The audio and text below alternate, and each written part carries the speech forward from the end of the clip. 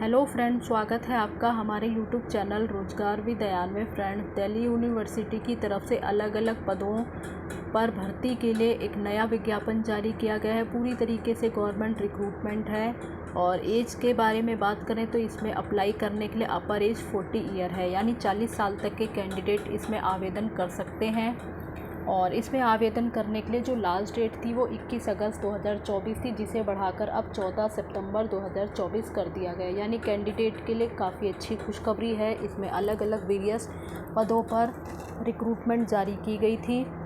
इसमें सभी राज्यों से कैंडिडेट मेल फीमेल सभी लोग एलिजिबल हैं, सभी लोग आवेदन कर सकते हैं। तो चलिए चलकर हम एक्सटेंड का नोटिस भी चेक कर लेते हैं और सभी पदों की डिटेल चेक कर लेते हैं कि ये जो एडवर्टाइजमेंट है वो कहाँ से जारी किया गया है, इसमें आपको किस प्रकार से आवेदन करना है, आवेदन करने के लिए एसेंशियल क्वालिफ़िकेशन वगैरह और अदर कंडीशन क्या है।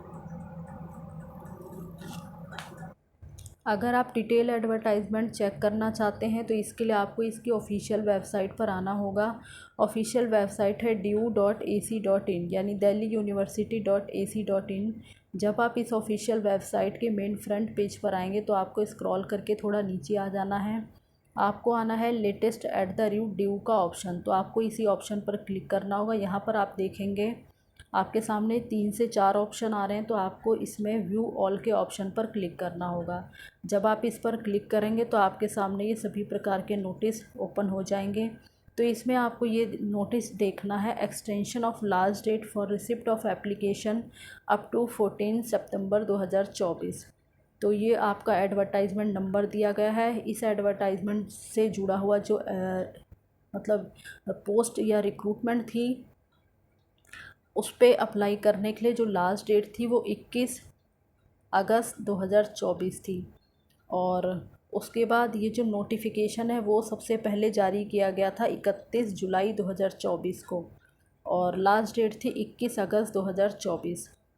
तो अब इस डेट को एक्सटेंड करके 14 सितंबर 2024 कर दिया गया है। यानी कैंडिडेट अब 14 सितंबर 2024 तक सभी पोस्ट पर आवेदन कर सकते हैं। अगर हम पोस्ट के बारे में देखें तो पोस्ट है आपकी senior system programmer and technical officer. तो यूनिवर्सिटी ऑफ दिल्ली में ये अलग अलग पोस्ट के लिए जो है रिक्रूटमेंट है। काफ़ी अच्छी संख्या में वैकेंसी है और काफ़ी अच्छी अपॉर्चुनिटी है। तो अगर हम इसकी सारी डिटेल चेक करें तो हमें जो है इस ऑप्शन पर क्लिक करना होगा। तो चलिए अब हम इस पर क्लिक कर लेते हैं और आगे की डिटेल भी चेक कर नोटिस चेक कर सकते हैं। Last date for receipt of application up to 14 सितंबर 2024। सबसे पहले ये जो नोटिस है वो आपका जारी किया गया था 31 जुलाई 2024 को। Online application are invited in the prescribe application form the eligible candidate for appointment to the various non teaching post.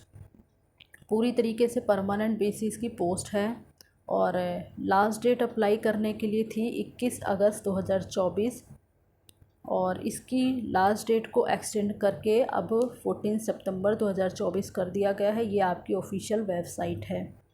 बाकी अगर थोड़ा सा नीचे आएँ तो यहाँ पर हम देख सकते हैं सारी जो इसके बारे में डिटेल वगैरह है। थोड़ा सा आप नीचे आएंगे तो यहाँ आप देख सकते हैं ये एडवर्टाइजमेंट नंबर आपका 304 है, तो यहाँ से आपको एडवर्टाइजमेंट मिल जाएगा। और जब आप सेकंड नंबर पर क्लिक करेंगे तो वैकेंसी की सारी डेटेड वगैरह जो भी डिटेल है वो आपको मिल जाएगी। थोड़ा सा और नीचे आप आएंगे तो यहाँ से आपको पूरा एडवर्टाइजमेंट की डिटेल क्वालिफ़िकेशन वगैरह मिल जाएगी। तो ये आप जो है सारी चेक कर सकते हैं। बाकी इसमें क्या एग्ज़ाम, क्या स्कीम रहने वाला है, क्या सिलेबस है, तो उसके बारे में सारी डिटेल आपको यहाँ से मिल जाएगी। और अप्लाई करने के लिए जनरल इंस्ट्रक्शंस वगैरह आपको दिए गए हैं, तो वो आपको यहाँ से मिल जाएंगे। साथ ही इसमें आपको एप्लीकेशन फ़ॉर्म भी दिया गया है। यहाँ पर आप देख सकते हैं ऑनलाइन एप्लीकेशन फ़ॉर्म। तो यहाँ से आपको एप्लीकेशन फ़ॉर्म डाउनलोड करके फिल करके एप्लीकेशन वगैरह कर देनी है। तो चलिए अब हम इसकी जो डिटेल एडवर्टाइजमेंट है ये आपको ऊपर दिया गया है, ये सारी डिटेल ओपन करके तो हम अलग अलग सभी डिटेल्स को ओपन करके और चेक करते हैं कि इसमें क्या क्या कंडीशन रखी गई है अप्लाई करने के लिए और किस प्रकार से जो है सारा प्रोसेस कंप्लीट करना है। तो ये है हमारी सभी पोस्ट की डिटेल और उसके साथ है इसके लिए जो भी क्वालिफ़िकेशन मांगी गई है तो साथ में मेंशन कर दिया गया है क्या क्या क्वालिफ़िकेशन है इस पोस्ट के लिए। तो सबसे पहले हमारी पोस्ट है senior system programmer. Post code आप देख सकते हैं ND1201। और पे लेवल 12 की जॉब है। अगर एसेंशियल क्वालिफ़िकेशन के बारे में बात करें तो इसके लिए आपने BE या BTech, आपने कंप्यूटर साइंस या कंप्यूटर इंजीनियरिंग या कंप्यूटर टेक्नोलॉजी या फिर IT वगैरह से या डाटा साइंस से या आर्टिफिशियल इंटेलिजेंस से किया हो। मतलब यहाँ पे काफ़ी ऑप्शंस आपको दिए गए हैं। इलेक्ट्रॉनिक्स है, इलेक्ट्रिकल है, इलेक्ट्रॉनिक्स एंड कम्युनिकेशंस है। तो इसमें से आपने किसी भी सब्जेक्ट के साथ 55% अंकों के साथ किया हो, BE या BTech वगैरह किसी भी सब्जेक्ट से, और साथ में आपके पास 9 साल का एक्सपीरियंस होना चाहिए extensive programming and system management में किसी भी रिकॉग्नाइज, चाहे पब्लिक सेक्टर हो या PSU हो या कोई प्राइवेट ऑर्गेनाइजेशन हो। बाकी पे लेवल 10 या फिर इसके इक्विवेलेंट आपको वहाँ पर जो है सैलरी वगैरह मिली हुई हो तो आप इसमें एलिजिबल हैं और आवेदन कर सकते हैं। अदरवाइज़ यहाँ पर और करके कई कंडीशन दी गई हैं, तो ये भी देख लेते हैं। या तो आपने MSc किया हो कंप्यूटर साइंस से, या फिर आपने MCA किया हो, या फिर MTech किया हो कंप्यूटर साइंस से या इंजीनियरिंग से, या फिर कंप्यूटर टेक्नोलॉजी या फिर IT से किया हो, डाटा साइंस या आर्टिफिशियल इंटेलिजेंस आपने किया हो। 55% अंक आपके होने चाहिए और साथ ही आपके पास 8 साल का एक्सपीरियंस होना चाहिए एक्सटेंसिव प्रोग्रामिंग में या सिस्टम मैनेजमेंट किसी भी रिकॉग्नाइज पब्लिक सेक्टर या PSU या प्राइवेट ऑर्गेनाइजेशन में, जहाँ पर पे लेवल 10 आपने जो है आपने पे लेवल 10 आपको सैलरी मिली हुई हो या इसके इक्विवेलेंट किसी at commercial organisation of repute. Age के बारे में बात करें तो 50 साल तक कैंडिडेट इसमें आवेदन कर सकते हैं, यानी 50 साल तक के कैंडिडेट इसमें आवेदन कर सकते हैं। मैक्सिमम एज आपकी 50 ईयर है। और नेक्स्ट पोस्ट है हमारी सिस्टम प्रोग्रामर की। पोस्ट कोड आप देख सकते हैं ND1001। ये पे लेवल 10 की जॉब है। क्वालिफ़िकेशन अगर देखें तो इसमें आपने BE या BTech किया हो कंप्यूटर साइंस से, computer engineering, computer technology, IT, data science, artificial intelligence या काफ़ी ऑप्शंस यहाँ पे दिए गए हैं। और तो इसमें आपसे परसेंट नहीं मांगा है, विदाउट परसेंट। तो इसमें परसेंट का इशू नहीं है, सिर्फ आपने BE या BTech किसी भी सब्जेक्ट दिए गए सब्जेक्ट से आपने किया हुआ हो तो आप एलिजिबल हैं। और साथ ही आपने 5 साल का एक्सपीरियंस आपके पास होना चाहिए इन प्रोग्रामिंग या डाटाबेस मैनेजमेंट या नेटवर्क एडमिनिस्ट्रेशन में, या फिर इससे रिलेटेड एक्सपीरियंस किसी भी रिसर्च या एजुकेशनल इंस्टीट्यूट या कमर्शियल या सर्विस इंडस्ट्री वगैरह में। तो आप इस पोस्ट पर आवेदन कर सकते हैं। बाकी और करके यहाँ पर काफ़ी कंडीशंस दी गई हैं, तो आपको काफ़ी ऑप्शंस इसमें मिल जाएंगे। या तो आपने ME या MTech वगैरह किया हो computer science, computer engineering, computer technology, यानी काफ़ी ऑप्शंस हैं यहाँ पर, तो आप आवेदन कर सकते हैं। और मिनिमम 3 साल का एक्सपीरियंस आपके पास होना चाहिए प्रोग्रामिंग या डाटाबेस मैनेजमेंट या नेटवर्क एडमिनिस्ट्रेशंस वगैरह में। तो बाकी एक्सपीरियंस इसमें कंपलसरी है। विदाउट एक्सपीरियंस वाले कैंडिडेट इसमें आवेदन नहीं कर सकते हैं। एज के बारे में बात करें तो इसमें जो आपकी अपर एज है वो 40 ईयर है। और आगे जो हमारी पोस्ट है वो है टेक्निकल ऑफिसर। पोस्ट कोड है ND1002। ये पे लेवल 10 की जॉब है। इसके लिए जो क्वालिफ़िकेशन है वो है मास्टर डिग्री आपने किया हो 55% अंकों के साथ रिलीवेंट सब्जेक्ट में किसी भी रिकॉग्नाइज इंस्टीट्यूट या यूनिवर्सिटी से, 5 साल का रिलीवेंट एक्सपीरियंस आपके पास होना चाहिए, या फिर और करके कई कंडीशन दी गई है। तो इसमें से आप देख लें, जो भी कंडीशन आप इसमें से फुलफ़िल करते हो तो आप इस पर आवेदन कर सकते हैं। एज लिमिट के बारे में बात करें तो इसमें जो मैक्सिमम एज है यानी अपर एज वो 40 ईयर है। 40 साल तक के कैंडिडेट इस पोस्ट पर आवेदन कर सकते हैं। अब आगे इसकी क्या एलिजिबिलिटी वगैरह वो आगे चेक करते हैं, क्या रहने वाला है, किस प्रकार से इसमें आपका सिलेक्शन किया जाएगा, तो वो हम देख लेते हैं। सबसे पहले तो इसमें आपका रिटन एग्ज़ाम होगा, और रिटन एग्ज़ाम अगर आप क्वालिफाई कर लेते हैं तो उसके बेसिस पर आपको इंटरव्यू के लिए शॉर्टलिस्ट किया जाएगा। और जैसे कि इसमें अलग अलग पोस्ट दी गई हैं तो अलग अलग पोस्ट वाइज इसमें scheme of exam, syllabus pattern वगैरह बता दिया गया है, तो हम ये चेक कर लेते हैं। जैसे कि सिस्टम प्रोग्रामर की पोस्ट है, scheme of examination for direct recruitment to the post of programmer and technical officer. System programmer के लिए जो पूरा क्वालिफ़िकेशन, पूरा सिलेबस वगैरह है वो हम देख लेते हैं। इसमें आपका रिटन टेस्ट होगा जिसमें आपसे 100 मल्टीपल चॉइस क्वेश्चंस पूछे जाएंगे, यानी MCQ टाइप आपका इसमें एग्ज़ाम होने वाला है।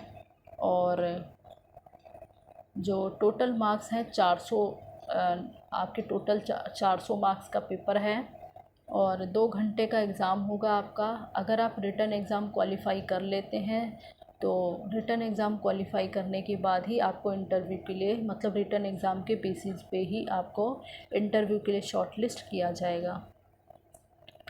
बाकी सिलेबस फॉर रिटन एग्ज़ाम, पूरा सिलेबस क्या रहने वाला है तो यहाँ आप देख सकते हैं 30 क्वेश्चंस पूछे जाएंगे। Concept, practice, rules and regulation pertaining to the university, reference university act या स्टेटस एंड ऑर्डिनेंस या regulations uploaded on university website. तो यूनिवर्सिटी की जो वेबसाइट है उस पर आपको अपलोड कर दिया जाएगा पूरा सिलेबस इससे जुड़ा हुआ। एंड 70 क्वेश्चंस आपसे पूछे जाएंगे domain knowledge and knowledge concerning programming से, डाटाबेस मैनेजमेंट से, क्लाउड कंपाउंडिंग से, नेटवर्क एडमिनिस्ट्रेशन। तो ये आपको पूरा सिलेबस यहाँ पे मेंशन कर दिया गया है कहाँ कहाँ से क्वेश्चंस आपसे पूछे जाएंगे। टेक्निकल ऑफिसर के बारे में बात करें तो इसमें जो है आपका सबसे पहले रिटन एग्ज़ाम होगा और बाकी इसके लिए आपको जो है अलग अलग डिपार्टमेंट या सेंटर्स वगैरह अवेलेबल कराए जाएंगे। 50 मल्टीपल चॉइस क्वेश्चन इसमें आपसे पूछे जाएंगे, 4 मार्क्स ईच। हर एक क्वेश्चन आपका 4 मार्क्स का होगा। टोटल मार्क्स है आपका 200 और 1 घंटे का आपका ये एग्ज़ाम रहने वाला है। बाकी इसमें जो रिटन टेस्ट होगा पेपर 2, तो ये भी आपका जो है मल्टीपल चॉइस क्वेश्चंस पूछे जाएंगे इसमें भी हर एक क्वेश्चन 4 मार्क्स का होगा। टोटल मार्क्स 200 है और 1 घंटे का आपका इसमें एग्ज़ाम होगा। बाकी सिलेबस क्या होगा, कहाँ से पूरा पूछा जाएगा आपसे क्वेश्चंस, तो यहाँ पर आप देख सकते हैं जो पेपर 1 होगा उसमें 30 क्वेश्चंस पूछे जाएंगे कॉन्सेप्ट वगैरह, प्रैक्टिस, रूल्स वगैरह से। एंड 20 क्वेश्चंस पूछे जाएंगे logical reasoning and mathematical aptitude वगैरह से। और पेपर 2 जो होगा वो आपका डिपार्टमेंटल एंड सेंटर स्पेसिफिक होगा जिसमें 50 क्वेश्चंस आपसे पूछे जाएंगे। जो भी आपका है domain knowledge and concept, operations, maintenance वगैरह, एक्सपेरिमेंटेशन वगैरह, तो ये आपको पूरा दे दिया गया है कहाँ कहाँ से होगा। और बाकी अगर आप रिटन एग्ज़ाम इसमें क्वालिफ़ाई कर लेते हैं तो उसमें फ़ाइनली जो भी कट ऑफ होती है उसके बेसिस पे आपको इंटरव्यू के लिए शॉर्ट लिस्ट किया जाएगा। केवल उन्हीं कैंडिडेट को शॉर्ट लिस्ट करके बुलाया जाएगा जो रिटन एग्ज़ाम क्वालिफ़ाई कर लेते हैं। बाकी इसमें जो है नेगेटिव मार्किंग होगी आपकी, यहाँ पे मेंशन कर दिया गया है, there shall be negative marking for wrong answer in written test to the tune of 1/4। तो नेगेटिव मार्किंग आपकी होगी और आपके 1/4 मार्क्स कट हो जाएंगे। पर क्वेश्चंस पे आपका 1/4 मार्क्स कट हो जाएगा। The cut off for qualifying the written test will be 50% marks. तो जो क्वालिफाइंग मार्क्स रखा गया है रिटन टेस्ट के लिए 50% है। And average score of the top 0.5% of the candidate. बाकी अगर जैसे जो नॉर्मल कैटेगरी के कैंडिडेट, जनरल कैटेगरी के, उनके लिए क्वालिफाइंग मार्क्स 50% हैं। अगर आप SC ST और PWBD कैंडिडेट हैं तो 10% का आपको जो है रिलैक्सेशन उसमें दिया जाएगा। और जो आपका क्वेश्चन पेपर होगा वो आपका बाइलिंगुअल होगा, हिंदी और इंग्लिश दोनों ही भाषाओं में आपका क्वेश्चन पेपर होगा। बाकी और रिटन एग्ज़ाम क्वालिफ़ाई करने के बाद ही आपका इंटरव्यू वगैरह जो है कंडक्ट कराया जाएगा। तो ये सारी इन्फॉर्मेशन यहाँ पे दे दी गई है। और फ़ीस के बारे में बात कर ली जाए तो फ़ीस यहाँ पे जो है काफ़ी ज़्यादा है। जनरल और अनरिज़र्व कैटेगरी के जो कैंडिडेट हैं उनके लिए 1000 रुपये फ़ीस चार्ज है। OBC NCL EWS and women candidate के लिए 800 रुपये फ़ीस चार्ज है। SC ST PWBD कैंडिडेट के लिए 600 रुपये फ़ीस चार्ज है। तो ये फ़ीस वगैरह भी आपको जो है सबमिट करनी होगी इसमें। And application with incomplete information और without requisite fees shall be rejected. Incomplete application वगैरह ना करें और विदाउट फ़ीस के अगर एप्लीकेशन करेंगे तो एप्लीकेशन रिजेक्ट कर दी जाएगी। बाकी फ़ीस वगैरह अगर आपने एक बार सबमिट कर दी है तो आपको रिफ़ंड नहीं मिलेगी, किसी भी हालत में आपको फ़ीस जो है वापस रिफ़ंड नहीं मिलेगी। बाकी अगर आप रिज़र्वेशन वगैरह चाहते हैं, SC ST EWS OBC category से हैं, PWBD कैंडिडेट है और अगर आप रिज़र्वेशन चाहते हैं तो आपके पास रिज़र्वेशन का बेनिफिट पाने के लिए आपके पास अवेलेबल होना चाहिए SC ST OBC EWS या PWBD कैटेगरी से जुड़ा हुआ सर्टिफिकेट, जो कि आपको must upload the necessary document justifying करने के लिए आपको अपलोड करना होगा वो डॉक्यूमेंट, तभी आप रिज़र्वेशन के हकदार होंगे, अन्यथा आपको रिज़र्वेशन नहीं मिलेगा। The certificate upload should be in the format prescribe by the union government and should be digitally verifiable. बाकी और आगे देख लेते हैं और इसमें क्या इन्फॉर्मेशन है। बाकी आपकी रेगुलर सर्विस होगी और तो उसी के अकॉर्डिंग इसमें आपको सैलरी वगैरह पे की जाएगी। सैलरी वगैरह की डिटेल तो अभी फ़िलहाल इसमें नहीं देखी और बट आगे देख लेते हैं, चेक करते हैं। तो जो भी रिटन एग्ज़ाम में जो कैंडिडेट क्वालिफ़ाई हो जाएंगे उन्हीं कैंडिडेट को शॉर्टलिस्ट किया जाएगा स्किल टेस्ट के लिए या इंटरव्यू वगैरह के लिए। तो जो भी कैंडिडेट इंटरव्यू वगैरह या स्किल टेस्ट के लिए आएंगे वो अपने साथ अपने सभी डॉक्यूमेंट्स, सभी सर्टिफिकेट्स वगैरह और ओरिजिनल भी और फ़ोटोकॉपी सेट भी आपको लेके जाना होगा और फ़ोटो ID भी आपको लेके जानी होगी।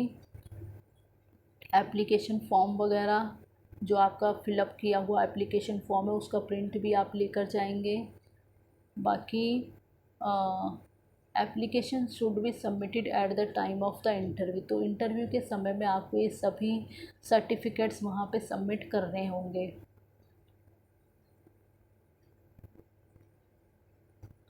बाकी फ़िलहाल इसमें और देखते हैं और क्या इसमें इम्पोर्टेंट पॉइंट हमारा है।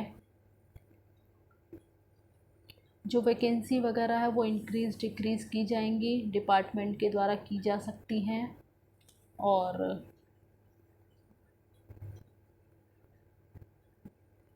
यहाँ पे मेंशन कर दिया गया the university shall verify the document submitted by and antecedents of the applicant at the time of appointment and any time during the tenure of the service in case it is found that the documents information submitted by the candidate are false। तो अगर जो है verification के समय आपकी जो भी documents वगैरह हैं या कोई भी इंफॉर्मेशन है अगर उसमें किसी भी प्रकार का फॉल्स पाया जाता है तो आपका जो भी कैंडिडेचर वगैरह है वो रिजेक्ट कर दिया जाएगा। या फिर रिटन टेस्ट या स्किल टेस्ट अटेंड करने के लिए आपको कोई भी TA नहीं दिया जाएगा, आपको सभी खर्चा अपनी तरफ से ही करना होगा।